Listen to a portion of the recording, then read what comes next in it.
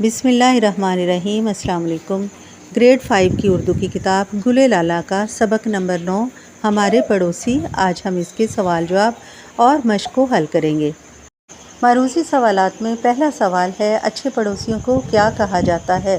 جواب ہے نعمت۔ اگلا سوال ہے مرزا صاحب کس چیز کے شوقین ہیں؟ جواب ہے ریڈیو۔ مرزا صاحب ریڈیو کے شوقین ہیں۔ جلالی صاحب کئی سال کہاں رہ کر آ چکے ہیں؟ یورپ میں۔ کس کے گھر کو چڑیا گھر کہا جاتا ہے؟ نازک صاحب کے گھر کو۔ توفیلی صاحب کیا چیز ادھار لے گئے تھے؟ استری۔ ریڈیو کس نے ایجاد کیا؟ مارکونی نے۔ خالی جگہ کو درست الفاظ سے پر کیجیے۔ مرزا صاحب 24 گھنٹوں میں سے کوئی 22 گھنٹے ریڈیو بجاتے تھے۔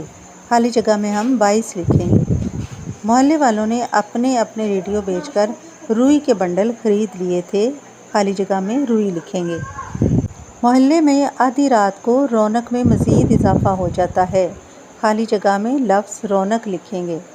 جمالی صاحب کی محفل میں خوب قہقہے لگائے جاتے اور ادھم مچایا جاتا تھا۔ جس شخص کی شرارتوں سے اس کے پڑوسی محفوظ نہ ہوں وہ مومن نہیں۔ دیے گئے الفاظ کو اپنے جملوں میں استعمال کیجیے۔ عادت، شور شرابہ، دلچسپ، شوق، پڑوسی۔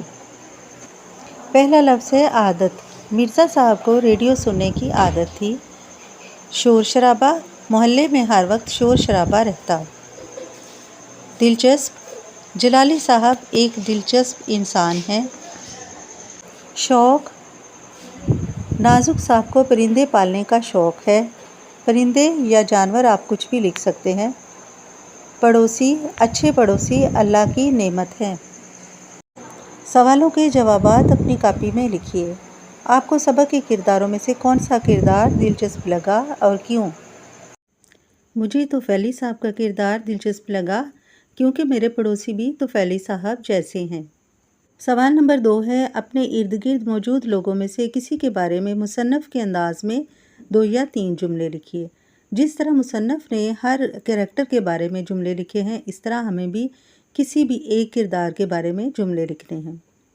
ہمارے پڑوس میں حمید صاحب رہتے ہیں۔ ان کے 6 بچے ہیں۔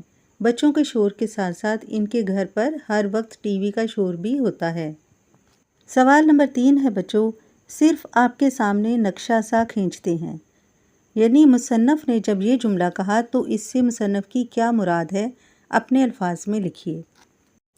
بچوں جب ہم کسی کے سامنے ایک چھوٹا سا نقشہ بنا کر پیش کرتے ہیں اس کا مطلب ہوتا ہے کہ اسے ایک اندازہ دیتے ہیں، ایک آئیڈیا لگاتے ہیں، اس سے وضاحت نہیں ہوتی۔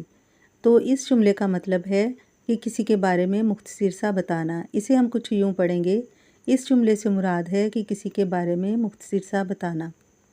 سوال نمبر 4 ہے محلے میں آدھی رات کو رونق میں مزید اضافے کی وجہ کیا ہے؟ محلے میں آدھی رات کو رونق کی وجہ جمالی صاحب کے دوستوں کی محفل ہے۔ جلالی صاحب اور نازک صاحب کو دوسروں سے جو شکایات ہیں خود بھی وہی کام کرتے ہیں۔ اس قول اور فعل کے تضاد سے کیا مراد ہے اپنے الفاظ میں بیان کیجیے۔ جلالی صاحب کو شور کی شکایت تھی اور ان کی موٹر سائیکل کا سائلنسر نہیں تھا۔ نازک صاحب کو گندگی سی شکایت تھی لیکن ان کے گھر کے باہر گندگی کا ڈھیر رہتا تھا۔ قول اور فعل کے تضاد سے مراد ہے کہ ان کے کہنے اور کرنے میں بہت فرق تھا۔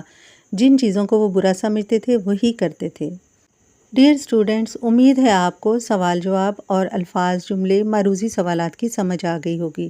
نیکسٹ ایکسرسائز ہم اگلے لیسن میں کریں گے۔ اپنا خیال رکھیے، سبق کو ریوائز کیجیے۔ ملتے ہیں اگلے سبق کے ساتھ۔ اللہ حافظ۔